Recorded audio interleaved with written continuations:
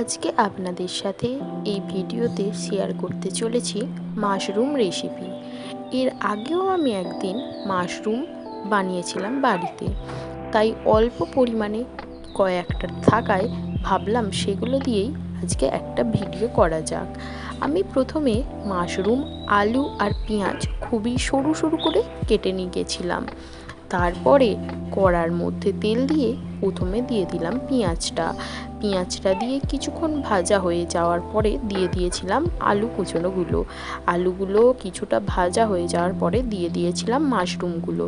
তারপর খুব ভালোভাবে নাড়াচাড়া করে নেওয়ার পরে যখন তিনটি উপকরণই সেদ্ধ এবং ভাজা দুটোই হয়ে গেল, তারপরে দিয়ে দিয়েছিলাম রসুন বাটা, আদা বাটা, ধনে জিরে বাটা।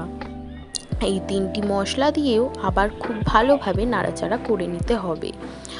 নাড়াচাড়া করে নিয়ে তার মধ্যে দিয়ে দিয়েছিলাম হলুদ গুঁড়ো, লঙ্কা গুঁড়ো, পরিমাণ মতো চিনি, আর দিয়ে দিয়েছিলাম 2-4টে কালো জিরে। এতে কিন্তু স্বাদটা খুব ভালো আসবে। তারপরে আবার সব উপকরণগুলি দিয়ে খুব ভালো করে নাড়াচাড়া করে নিয়েছি। আমি কিন্তু এর মধ্যে একটু তেলের পরিমাণটা বেশি দিয়েছিলাম, এর ফলে কিন্তু জল দিতে লাগেনি।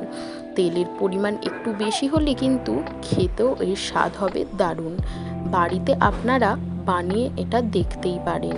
আর তারপরে খুব ভালোভাবে নাড়াচাড়া করে মশলার যখন কাঁচা গন্ধ না ছাড়বে, একটা পাত্রের মধ্যে নামিয়ে নিলেই তৈরি হয়ে যাবে মাশরুমের এই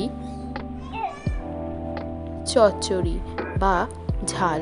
রুটি বা ভাতের সঙ্গে কিন্তু এটি খেতে দুর্দান্ত। এর স্বাদ কিন্তু বাচ্চা থেকে বড় সবাই খেয়ে বলবে দারুণ। আর এই রকম ভিডিও যদি আপনারা দেখতে চান তাহলে আমার চ্যানেলটা সাবস্ক্রাইব করে দেবেন।